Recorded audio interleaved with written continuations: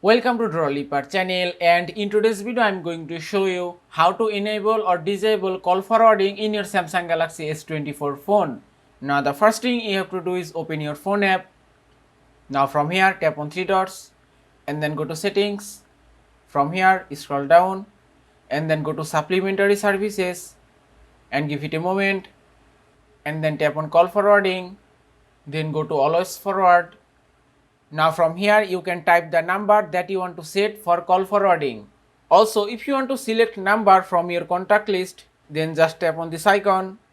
From here you can choose any number for call forwarding. If I select this and then tap on turn on and give it a moment.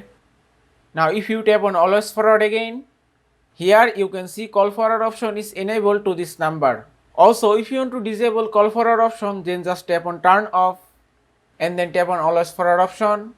Now you can see call forward option is turned off.